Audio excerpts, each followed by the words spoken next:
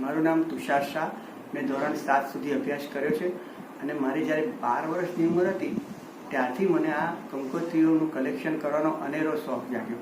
અને એ જમાનામાં કોઈ પણ મારા ઘરમાં કોઈ પણ જગ્યાએ ઇન્વિટેશન આવે કંકોત્રીનું તો હું એને વાંચતો અને એની અવનવી ડિઝાઇન જોતો અને ત્યારથી મને લાગ્યું કે આ કલેક્શન કરવા જેવું ખરું.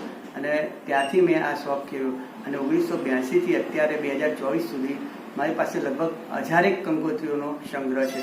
અને આ કંકોત્રીઓમાં અવનવી ડિઝાઇન ને અવનવી એની ગણપતિના ફોટાવાળી હોય, કોઈ કુળદેવી માતાજીના ફોટાવાળી, એમ અવનવી ડિઝાઇનો, અવનવા ફોટોગ્રાફ્સવાળી કંકોત્રીઓનો મને અનેરો શોખ જાગ્યો અને મેં અત્યાર સુધી એનું કલેક્શન આજની તારીખમાં પણ મેં ચાલુ રાખ્યું છે.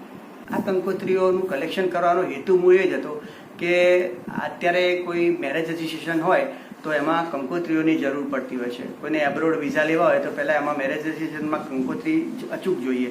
તો મારી પાસે અત્યાર સુધીમાં 20થી વધારે એવા કિસ્સા આવ્યા છે કે જેમણે પોતાના લગ્નની કંકોત્રી મિસપ્લેસ થઈ ગઈ હોય તો હું મારા સંગ્રહમાંથી સર્ચ કરીને એમને આપું અને એ લોકોનું મેરેજ રજિસ્ટ્રેશન મારી કંકોત્રીના કારણે શક્ય બન્યું છે.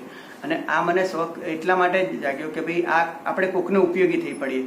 આપણા શોખના ખાતર કોઈનો બી એનો સદુપયોગ થતો હોય એમ સમજીને મેં વર્ષોથી આ શોખ કેળવ્યો છે અને જાળવી રાખ્યો. આ કંકોત્રી કલેક્શનમાં મારા ભાઈ દીપિકા શાહનો પણ એટલો ફાળો છે અને યર વાઇઝ કંકોત્રીઓ એ ગોઠવે છે.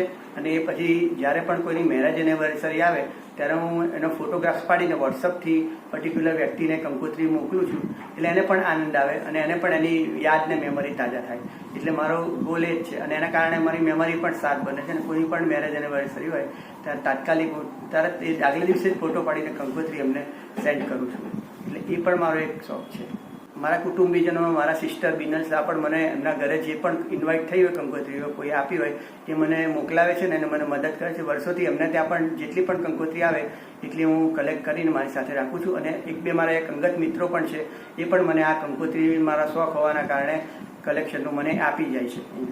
આમ મારા આ કલેક્શનમાં મારા રિલેટિવ, મારા ફેમિલી પર્સન, તમામ લોકોનો સહકાર મને મળે છે. તમામ લોકો એ મદદ કરે છે ને એમના ત્યાં કોઈ પણ નાની અમથી પણ કંકોત્રી આવી હોય, નાનું અમથું ઇન્વિટેશન, તો પણ એ મને મોકલાવે છે ને મદદ કરે છે અમારા કલેક્શનમાં. મારા કલેક્શનમાં 1962ની કંકોત્રી પણ છે કે જે એ જમાનામાં કદાચ 50 પૈસા રૂપિયાની આસપાસ આવતી હશે. અને અત્યારે જે 2024માં જે છે એ કંકોત્રી લગભગ 500 રૂપિયા સુધીની કંકોત્રી એક પણ મારી પાસે સચવાયેલી છે. એટલે એ વખતની ને અત્યારની કંકોત્રીઓમાં આમ આસમાન જમીનનો ફરક છે. પણ એ વખતનું જે પ્રિન્ટિંગ ને એ હતું એ ઉડીને આંખે વળગે એવું હતું. અત્યારની આધુનિક કંકોત્રી હોવા છતાં પણ એ વખતની જે કંકોત્રીઓ હતી આજથી 30-40 દાયકા પહેલાંની, એ મને હજી પણ ગમે છે. અને જ્યારે હું નવરાશનો સમય હોય ત્યારે એ કંકોત્રીઓને રોજ ઘણીવાર જોઉં છું, વાંચું છું અને એનો અભ્યાસ પણ કરું છું. અને એના અક્ષરો અને એને એમ્બોસ કરેલા અક્ષરો હોય એ જોવાની પણ મને મજા આવે છે અને એ હું અવારનવાર એનો અભ્યાસ કરું છું. અત્યારની કંકોત્રી અને પહેલાંની કંકોત્રીમાં એ રીતે આસમાન જમીનનો ફરક છે એવું મને લાગે છે.